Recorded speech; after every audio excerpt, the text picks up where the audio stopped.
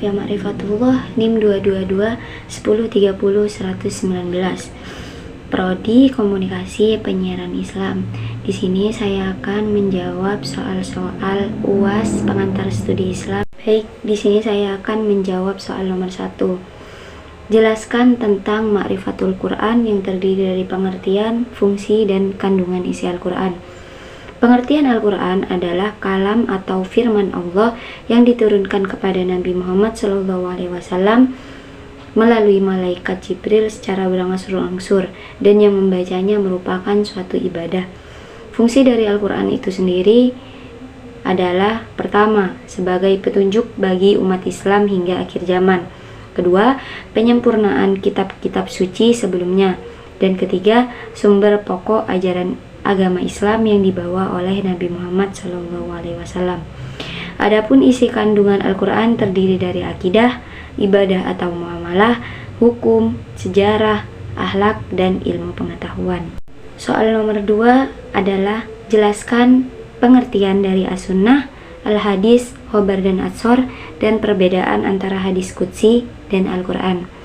Saya akan menjawab soal nomor 2, yaitu as-sunnah adalah suatu perintah yang berasal dari Nabi Muhammad SAW namun tidak bersifat wajib. Sedangkan al-hadis adalah hal-hal yang datang dari Rasulullah SAW, baik itu ucapan, perbuatan, atau pengakuan. Sedangkan khobar dan atsor memiliki makna sama, yaitu sesemua yang disandarkan kepada Nabi Muhammad SAW berupa perkataan, perbuatan, persetujuan, dan sifat. Sehingga boleh saja seorang menyebut hadis dengan istilah khobar atau atsor. Perbedaannya antara Al-Quran dan hadis qudsi adalah: Al-Quran berasal dari Allah, baik lafal maupun maknanya, sedangkan hadis qudsi maknanya saja yang berasal dari Allah, sedangkan lafaznya berasal dari Nabi Muhammad SAW. Nomor 3 yaitu jelaskan definisi ijtihad dan kedudukannya dalam hukum Islam, serta sebutkan syarat menjadi mujtahid. Definisi ijtihad adalah usaha maksimal dalam melahirkan hukum-hukum syariat dari dasar-dasarnya melalui pemikiran dan penelitian yang sungguh-sungguh dan mendalam, artinya berusaha keras untuk mencapai dan memperoleh sesuatu. Sementara itu, ijtihad memiliki kedudukan sebagai sumber hukum Islam ketiga setelah Al-Quran dan hadis. Ijtihad digunakan untuk menetapkan suatu hukum Islam yang belum disebutkan secara tegas dalam Al-Quran dan hadis. Syarat menjadi mujtahid yaitu mengetahui Al-Quran, mengetahui asbab al-nuzul, mengetahui nasik dan mansuk, mengetahui as-sunnah, mengetahui ilmu diroyah hadis, mengetahui hadis yang nasik dan mansuk, mengetahui asbab al-wurud hadis, dan mengetahui bahasa Arab. Soal nomor 4 yaitu sebutkan dan jelaskan aliran atau ajaran dalam ilmu kalam.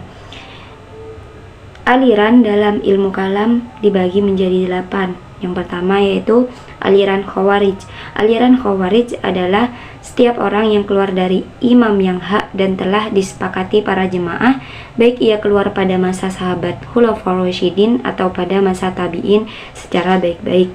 Yang kedua, aliran Murji'ah. Aliran Murji'ah adalah reaksi atas sikapnya yang tidak mau terlibat dalam upaya kafir, mengkafirkan terhadap orang yang melakukan dosa besar. Dan yang ketiga, aliran Qadariyah. Aliran Qadariyah adalah nama yang dipakai untuk suatu aliran yang memberikan penekanan terhadap kebebasan dan kekuatan manusia dalam menghasilkan perbuatan-perbuatannya. Yang keempat, aliran Jabariyah. Aliran Jabariyah adalah menghilangkan perbuatan dari hamba secara hakikat dan menyandarkan perbuatan tersebut kepada Allah. Dan yang kelima, aliran Mu'tazilah. Aliran Mu'tazilah artinya memisahkan diri. Pada mulanya nama ini diberikan oleh orang dari luar Mu'tazilah karena pendiriannya Wasil bin Atha tidak sependapat dan memisahkan diri dari gurunya. Dan aliran yang keenam adalah Ahlus Sunnah wal Jamaah. Ahlus Sunnah wal Jamaah adalah penganut sunnah atau iktikad Nabi dan para sahabat beliau. Dan ketujuh, aliran Syiah. Aliran Syiah adalah kaum muslimin yang dalam bidangnya spiritual dan keagamaannya selalu merujuk pada keturunan Nabi Muhammad SAW atau yang disebut sebagai Ahli Al-Bait. Dan yang ke-8 adalah aliran Salafiyah. Aliran Salafiyah sendiri adalah orang-orang yang terdahulu yang semasa Rasulullah SAW, para sahabat, para tabi'in, dan tabi'id.